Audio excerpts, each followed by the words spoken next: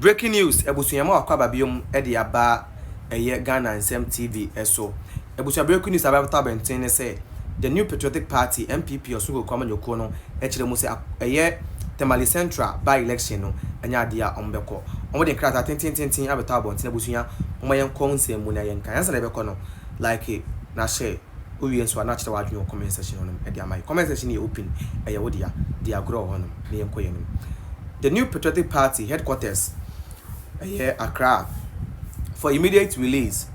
new Patriotic Party will not take part in the Tamale Central Parliamentary by-election. The new Patriotic Party (NPP)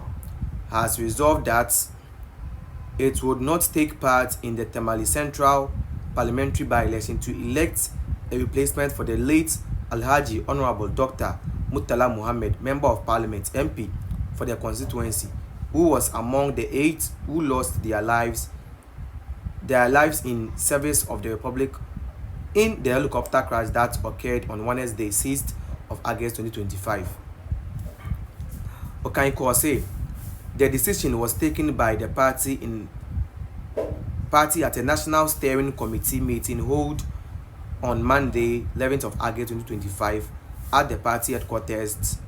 pursuant to Article 10 Clause 10(1) of the party constitution. In arriving at the decision, the party considered many factors, including the circumstances under which the Tamale Central seat has become vacant and the possibility of further polarization of the country at the critical time. The MPP is of the belief that it would be inhuman and unconscionable to subject the nation to a competitive process in search of a replacement for the departed MP. The party believes that the tension and the acrimony often associated with the conduct of the by-election in the country should be avoided. It is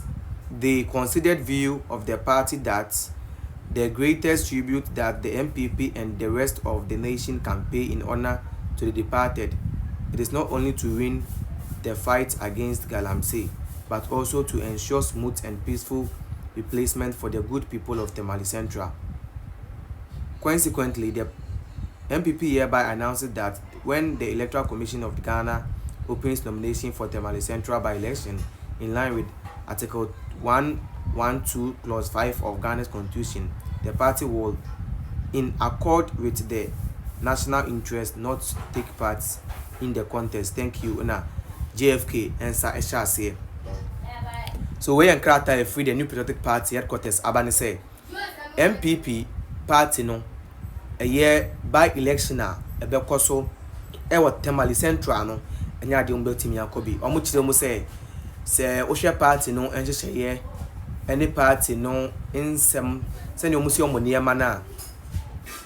ebeye ade bone na ebeye ade a etia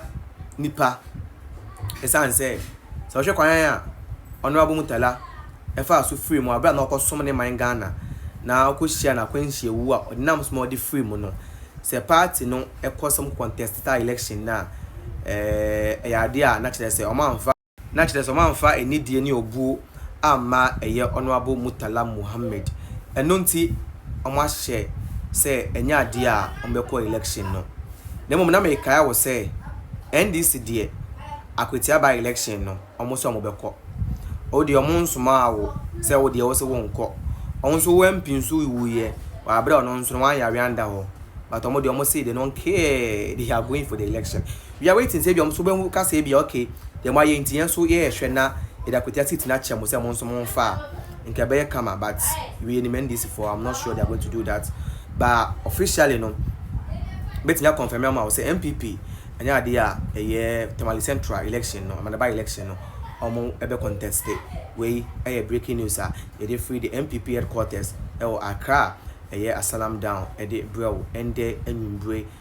11th of August 2025 we breaking news and saka the bro. MPP party ni asundwe party. I always tells you say open party a odwina oman no oman na komas no do oman no na temamufo no da makoma so na MPP or so kwama nyoko ni san say omo bibi omo ye bia no omo ye in the interest of the country, not the interest of the party. They do in the interest of the country. There's also a letter now or say the omo ye no omo ye because of Ghana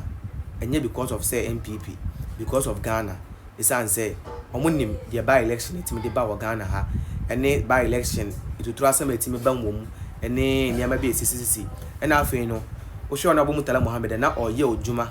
ejuma de ama Ghana ena santo ndwen kyerem we esi ya o hwere ne nkwa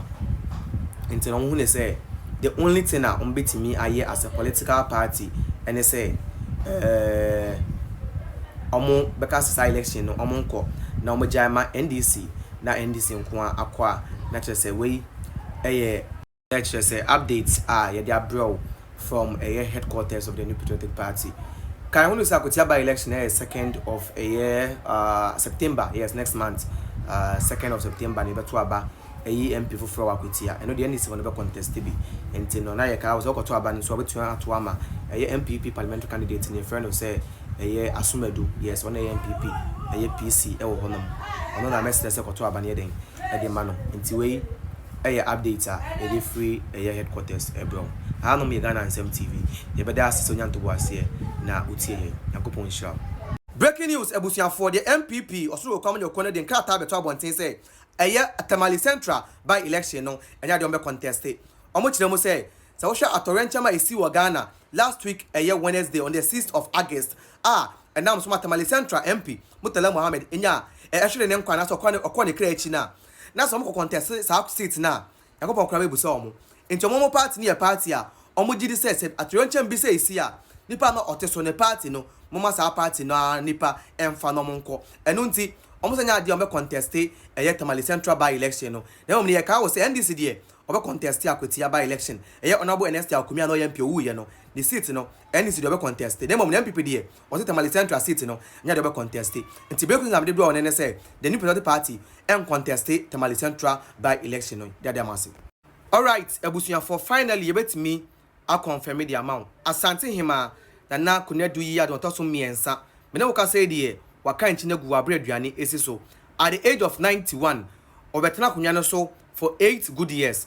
At the age of 91 no asante hima na kunya du yi adom